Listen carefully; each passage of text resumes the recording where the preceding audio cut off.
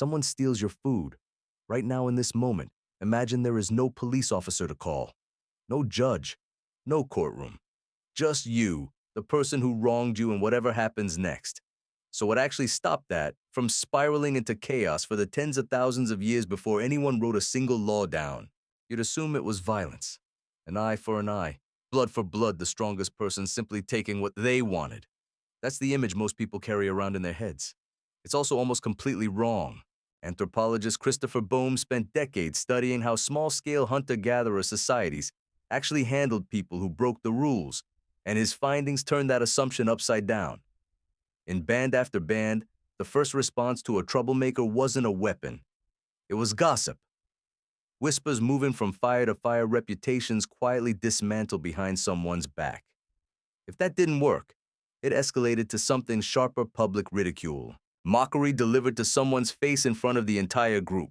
Picture that for a second. Not a punch, a joke. A joke that follows you everywhere, that everyone repeats, that turns you into the person nobody wants near their fire. For a species that survives through cooperation, that's not a small thing. That's closer to a slow social death. If gossip and ridicule failed, the group escalated again. Ostracism. You'd be quietly, deliberately excluded, cut off from the shared meals, the shared protection, the shared everything that kept the person alive in a harsh environment. And only in the rarest, most extreme cases, when someone had become a genuine, repeated danger to the group, did it end in execution, and even then, it was usually a collective decision, not the private revenge of one furious individual. Notice what's missing from all of that. No courtroom, no written rule, no single person deciding your fate, just a slow, brutal social machine built entirely out of relationships. It worked. It worked for most of the time humans have existed. But it had one massive flaw, and that flaw is what eventually forced something new into existence. Here's the wrong assumption you're probably still holding on to: that written law was invented to punish criminals. That someone somewhere decided crime needed a rule book, and law was born to give bad behavior a price tag. That's the story most people tell themselves. It's not the real one.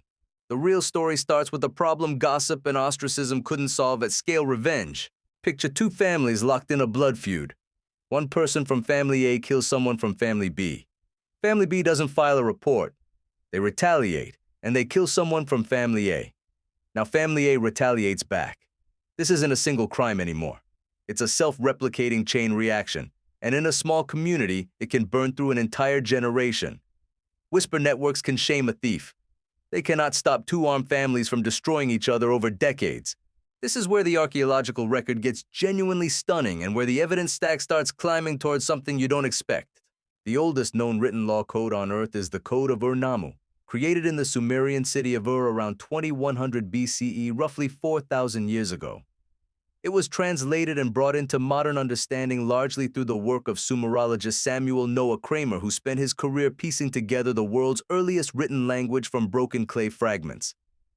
And here's the detail that should genuinely surprise you: the Code of Ur-nammu is not built around brutal physical punishment.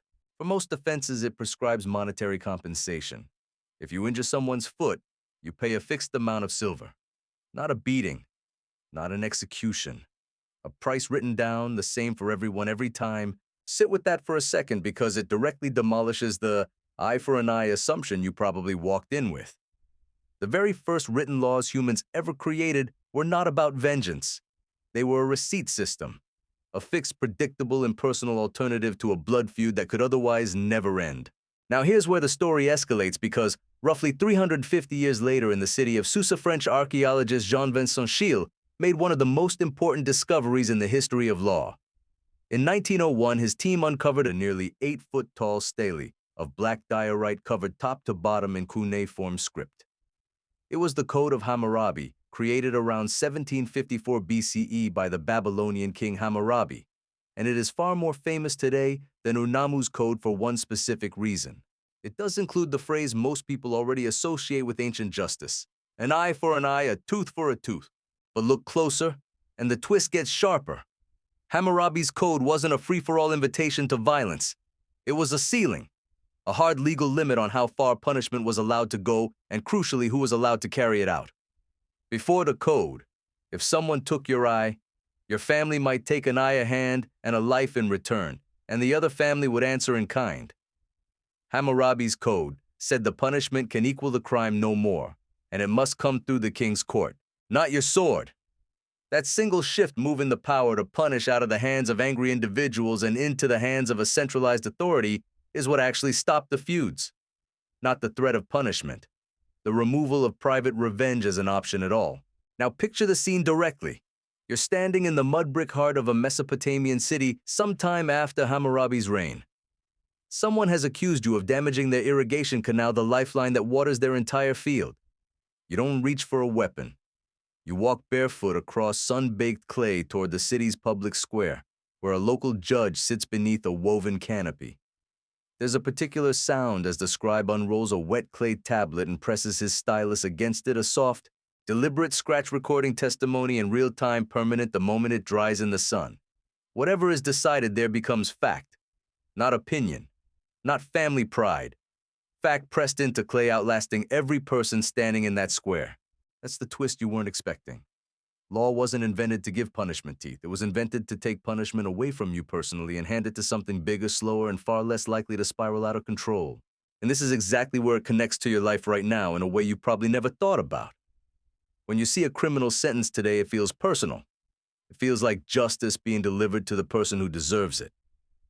But the deeper function of that entire system, courts, judges, written statutes, dates back roughly 4,000 years to the exact same root problem your ancestors faced, stopping the endless chain reaction of one person taking justice into their own hands, and then another until an entire community tears itself apart from the inside.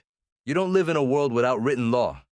You live in the direct descendant of a system built specifically, so you never have to be the one standing over the person who wronged you, weapon in hand, deciding what happens next. Someone built that wall between you and that moment, one clay tablet at a time, 4,000 years ago. And it's still standing quietly every single day. You don't have to use it.